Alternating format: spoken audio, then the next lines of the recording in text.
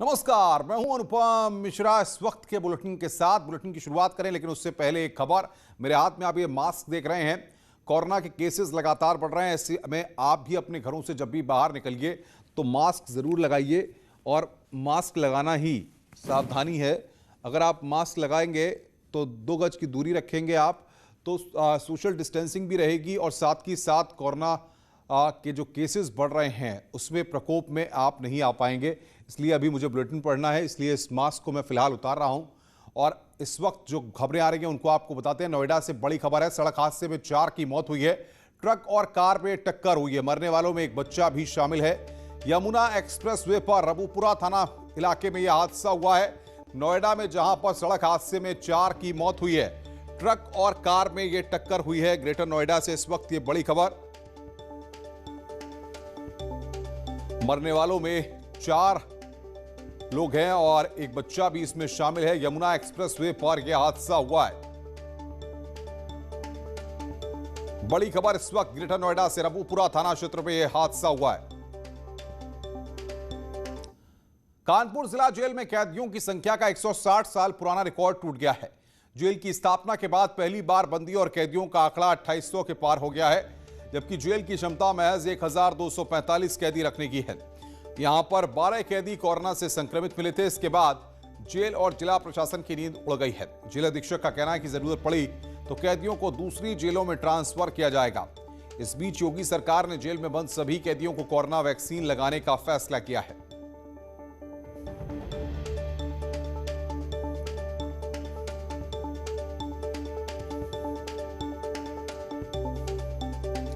तो जेल में रिकॉर्ड कैदी 1245 कैदी रखने की क्षमता है। कई कैदी वहां पर कोरोना पीड़ित मिले हैं। अब ऐसे में योगी सरकार कैदियों को कोरोना वैक्सीन लगवाएगी।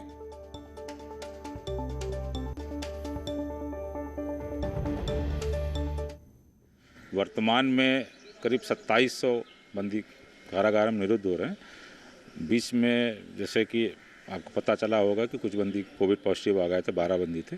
तो उसके रेफरेंस में हमने यहाँ डिस्ट्रिक्ट लेवल पे जो हमारे ऑफिसर सीएमओ साहब डीएम साहब से व्यक्तिगत मिल करके उनके कोविड जांच के संबंध में पूरी कार्रवाई की। और शेष जो बंदी हमारे थे सारे लोगों की कोविड जांच अभी कल पूरी टीम आई थी, 8-10 टीमें आई थी। सभी बंदियों की कोविड टेस्ट हुए। ऐसी कोई विशेष आवश्यकता पड़ेगी तो हम हाई अथॉरिटी से परमिशन ले करके उन अन्य जेलों पर जहाँ जगह उपलब्ध है वहाँ से पिक किया जा सकता है। एक तो कोरोना की मार और उस पर यहाँ कैदियों की भरमार ने जेल प्रशासन की नींद उड़ा के रखी है। यहाँ 12 कैदी कोरोना पॉजिटिव निकले, उसके बाद से जेल प्रशासन में हड़कंप मचा है। हालांकि 2500 से ज़्यादा कैदियों की टेस्टिंग करा दी गई है, मगर सबसे बड़ा सवाल कि इस कोरोना काल में इतने कैदियों को एक साथ रखना कहीं ना कहीं उन कैदियों के लिए भी हानिकारक हो सकता है जो स्वस्थ हैं। जर्नलिस्ट आशीष पांडे के साथ अमित गंजू, न्यूज़ 18 कानपुर। योगी सरकार के 4 साल पूरे होने के मौके पर सीएम योगी ने सरकार की उपलब्धियों का रिपोर्ट कार्ड जनता के सामने रखा है। सीएम योगी ने लखनऊ में बुकलेट का विमोचन किया। इस दौरान सीएम योगी ने कहा कि उत्तर प्रदेश के बारे में लोगों की सोच बदली है। इस दौरान सीएम योगी की बड़ी बातें आपको बताते हैं। पीएम मोदी ने विकास के मंत्र को लागू किया। ये पहली बड़ी बातचीत है जो हम आपको बता रहे हैं। केंद्र की योजनाओं को लागू करने में उत्तर प्रदेश अव्वल है। सीएम योगी की बड़ी बातें इस वक्त हम आपको बता रहे हैं। केंद्र की योजनाओं को लागू करने में उत्तर प्रदेश अव्वल, ये दूसरी बड़ी बात इस वक्त। और तीसरी, उत्तर प्रदेश देश की दूसरी सबसे बड़ी अर्थव्यवस्था। ईज ऑफ डूइंग में 15वें से दूसरे नंबर पर उत्तर प्रदेश आया है। पांचवी बड़ी बात, 4 साल में प्रति व्यक्ति आय तेजी के साथ बढ़ी है। किसानों को लागत का 1.5 गुना एमएसपी। पीएम आवास में उत्तर प्रदेश में नंबर 1। उत्तर प्रदेश के बारे में लोगों की धारणा बदली है। 4 सालों में उत्तर प्रदेश में कोई दंगा नहीं हुआ। और 10वीं बड़ी बात, माफिया और गुंडाराज को खत्म किया गया है। प्रदेश वासियों को आदरणीय प्रधानमंत्री जी के मार्गदर्शन में, उनके निर्देशन में रिफॉर्म, परफॉर्म और ट्रांसफॉर्म के इस मंत्र का एक मूर्त रूप उत्तर प्रदेश को देने के लिए उत्तर प्रदेश में हुए व्यापक परिवर्तन के लिए उत्तर प्रदेश के 24 करोड़ जनता का अभिनंदन करते हुए उन्हें हृदय से बधाई देता हूं। मुख्यमंत्री योगी आदित्यनाथ ने प्रदेश की जनता के नाम एक पत्र लिखा है, जिसमें उन्होंने पिछले 4 साल में उत्तर प्रदेश के विकास के लिए किए गए कार्यों की चर्चा की है। मुख्यमंत्री ने इस पत्र में अपने अनुभवों को भी शेयर किया है। आदित्यनाथ योगी, ईश्वर की शपथ लेता हूं कि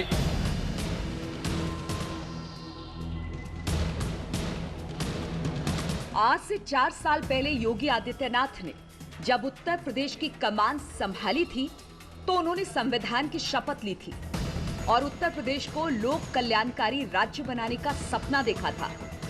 मुख्यमंत्री योगी ने अपने अब तक के कार्यकाल में एक के बाद एक ऐसे फैसले किए जिससे प्रदेश की दिशा और दशा दोनों बदल गई। अब जब उत्तर प्रदेश में बीजेपी सरकार के 4 साल पूरे हुए हैं तो सीएम योगी ने प्रदेश की जनता के नाम पत्र लिखा है, जिसमें उन्होंने अपने कार्यों का लेखा जोखा दिया है।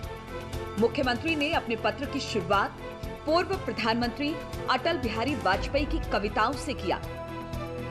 सम्मुख फैला अमर ध्येय पथ, प्रगति चिरंतन कैसी इतियथ, सुस्मित हर्षित कैसे श्रमश्रत, असफल सफल समान मनोरथ, सब कुछ देकर कुछ न मांगते, पावस बनकर ढलना होगा, कदम मिलाकर चलना होगा। यही योगी का विजन है, यही योगी का मिशन है। सबको साथ लेकर चलने की योगी की प्रतिबद्धता ही उन्हें देश के बाकी नेताओं से अलग बनाती है। मुख्यमंत्री योगी ने अपने पत्र में पिछले 4 साल के दौरान हुए विकास कार्यों और उन फैसलों की चर्चा की है जिसका सीधा असर प्रदेश की 22 करोड़ जनता पर हुआ है। मुख्यमंत्री योगी आदित्यनाथ की सरकार को आज 4 साल पूरे हो रहे हैं। इस पर मुख्यमंत्री योगी आदित्यनाथ ने एक लेटर लिखा है प्रदेश की जनता के नाम। आइए इस लेटर को हम छोटे छोटे भागों में बांट लेते हैं ताकि आप आसान शब्दों में समझ सकें कि आखिर योगी आदित्यनाथ ने प्रदेश की जनता के कल्याण के लिए अब तक क्या क्या किया और उनकी आगे की प्लानिंग क्या है। सबसे पहले आपको बताएं कि योगी आदित्यनाथ ने अपनी इस चिट्ठी में कोविड-19 का जिक्र किया है कि उनका कोविड-19 इस महामारी का अनुभव कैसा रहा, साथ ही उन्होंने कैसे कोविड-19 महामारी को मैनेज किया। कोविड काल में जब पूरा देश लॉकडाउन में था तो सबसे बड़ी चुनौती उत्तर प्रदेश के सामने थी, क्योंकि देश की सबसे ज्यादा आबादी उत्तर प्रदेश में रहती है और सबसे ज्यादा प्रवासी उत्तर प्रदेश के हैं, जो देश के अलग अलग इलाकों में रोजी रोटी के लिए जाते हैं।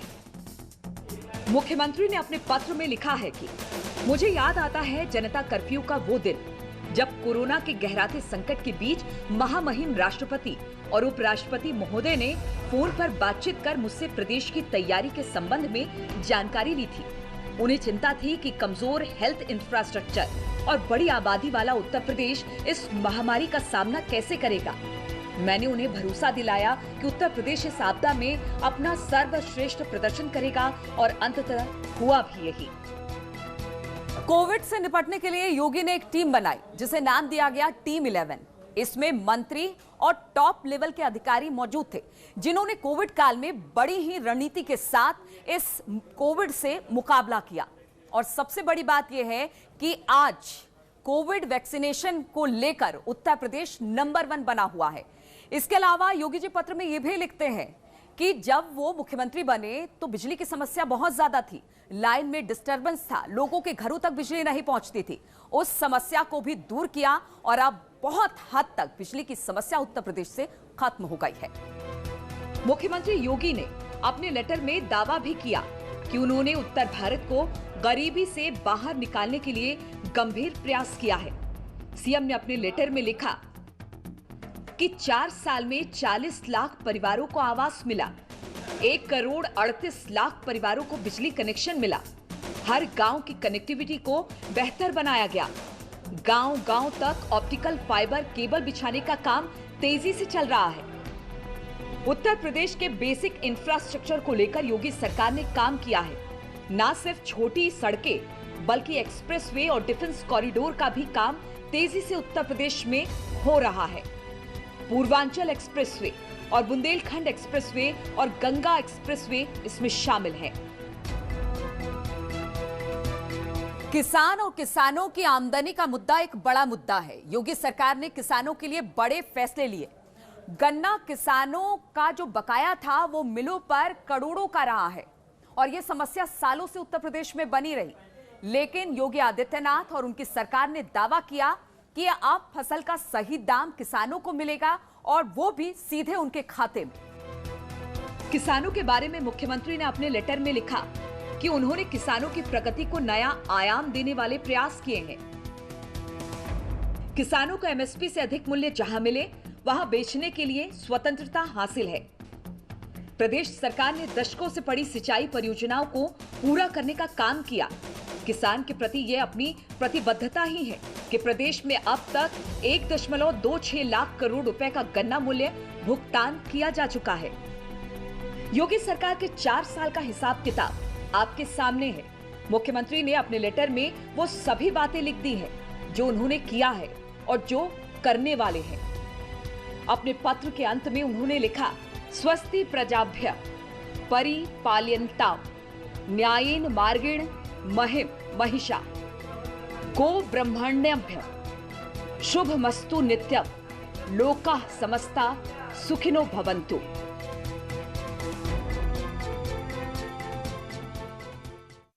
योगी सरकार के 4 साल पूरे होने पर एसपी के राष्ट्रीय अध्यक्ष ओम प्रकाश राजभर वाराणसी में बीजेपी पर खूब बरसे। उन्होंने बीजेपी को दुनिया में सबसे ज्यादा झूठ बोलने वाली पार्टी बताया और सरकार का काम सिर्फ कागजों में ही दिखता है।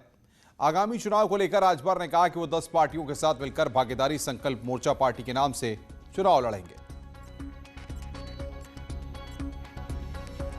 पूरी दुनिया में अगर झूठ बोलने वाली कोई पार्टी है तो बीजेपी है। 4 साल का जो ये ढिढोरा पीट रहे हैं, इनकी सरकार का कारनामा देखिए। जो सच बोला वो जेल गया, चाहे वो नेता हो, चाहे पत्रकार हो, चाहे पुलिस हो, चाहे अधिकारी, कोई भी हो। जो सच बोला उसके खिलाफ इन्होंने तुरंत कार्रवाई करके जेल भेज दिया कि सच न बोलने पावे, हम जो कहें वही सही है। मैंने सदन में भी कहा था इस बात को कि खाता न बही, बीजेपी जवन कहे वह सही। मायावती ने ट्वीट कर उत्तराखंड के सीएम तीरथ सिंह रावत के जीन्स वाले बयान को गलत बताया। उन्होंने तीरथ सिंह रावत को कामकाज पर फोकस करने की सलाह दी। ट्वीट में उन्होंने लिखा कि उत्तराखंड के नए सीएम के देश की महिलाओं के अपनी पसंद के पहनावे के संबंध में जो टिप्पणी की गई है वो अनुचित ही नहीं बल्कि अशोभनीय, अमर्यादित और गैर जरूरी है। इसकी बजाय वे अपने प्रदेश के जनहित और जन समृद्धि की संवैधानिक जिम्मेदारी पर ध्यान दें। खबरें और भी हैं, फिलहाल रुकना एक ब्रेक के लिए। ब्रेक के बाद जल्द हाजिर होते हैं। स्वागत है। ब्रेक के बाद मेरठ पुलिस ने एक हुक्का बार पर छापेमारी कर 5 लोगों को गिरफ्तार किया है। पुलिस को सूचना मिली थी कि थाना सदर बाजार क्षेत्र में एक रेस्टोरेंट में हुक्का बार चलाया जा रहा है और यहां पर कम उम्र के लड़के लड़कियों को हुक्का परोसा जा रहा है। इसके बाद पुलिस ने छापेमारी कर रेस्टोरेंट के मालिक और मैनेजर समेत 5 लोगों को गिरफ्तार कर लिया है। यहां पर हुक्के और नशे के और भी कई सामान मिले हैं। कम उम्र के बच्चों को और अनधिकृत रूप से हुक्का पिलाया जा रहा था। आपको जानकारी है कि टोबैको कंट्रोल के संबंध में जो कानून बना हुआ है उसमें ऐसा करना अवैधानिक है। हमारी प्राथमिकता है कि ऐसा इस तरह के जितने हुक्का बार्स हैं या इस तरह से जो अवैधानिक रूप से लोगों को इस प्रकार के पदार्थ परोसते हैं उन पर हम अंकुश लगाएंगे। उसी के तहत ये कार्रवाई हुई है। ये कार्रवाई आगे भी जारी रहेगी। इस वक्त एक बड़ी खबर आ रही है नोएडा से, जहां पर उग्र भीड़ ने मामूली विवाद में 2 युवकों की पिटाई कर दी। शादी समारोह में गाड़ी टच होने पर यह विवाद हुआ। मामला थाना सूरजपुर के शिवराजपुर का है। ये तस्वीरें भी हम आपकी स्क्रीन पर आपको दिखा रहे हैं किस तरीके से वहां पर युवकों की पिटाई की गई। ये तस्वीरें आपकी स्क्रीन पर। मामूली सा विवाद था, गाड़ी टच करने को लेकर सिर्फ ये विवाद हुआ था। एक्सक्लूसिव तस्वीरें इस वक्त आपकी स्क्रीन पर।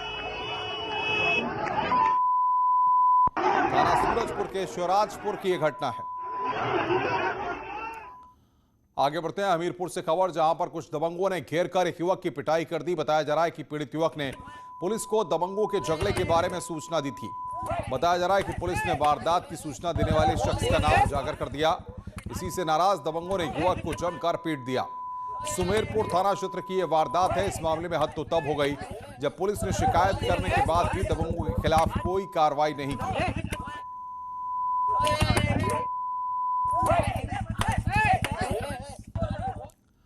लखनऊ से खबर, सरोजनी नगर के नादरगंज में खड़ी कार में अचानक आग लग गई और देखते ही देखते कार जलकर राख हो गई।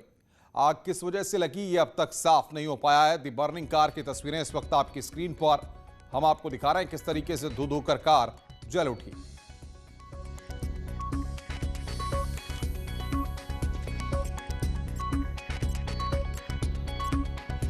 शाहजहांपुर में पुलिस ने फेसबुक पर तमंचा लेकर फोटो डालने वाले युवक को गिरफ्तार किया है।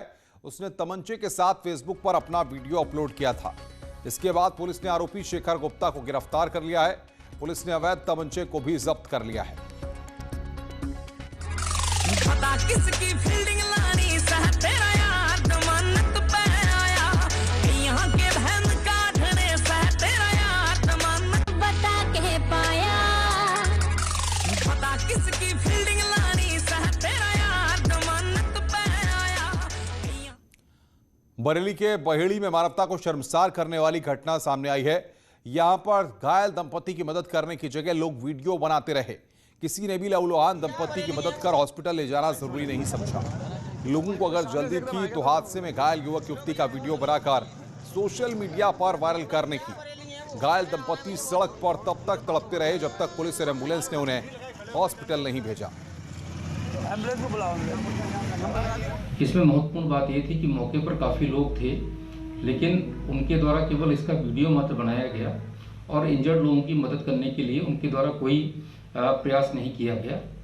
ऐसे लोगों से मेरी अपील है कि कभी हादसे में कोई आपका नियर एंड डियर भी हो सकता है और मानवीय और कानूनी आधार पर दोनों ही परिस्थितियों में आपको पहले उनको हॉस्पिटल पहुंचाना चाहिए और जो भी आवश्यक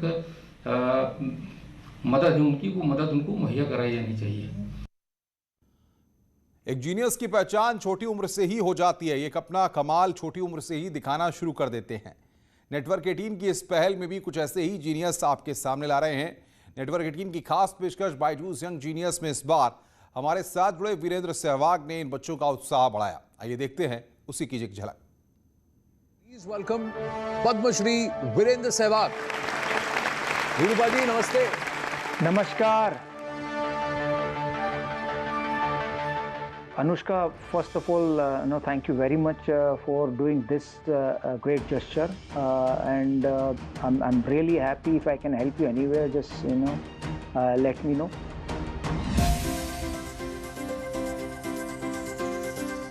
What I did on the cricket field, that somebody was abusing me, or if I got beaten, so I quickly forget that ball and the sledge. So because you have to focus on the next ball and you have to focus on what you can do or what you can control.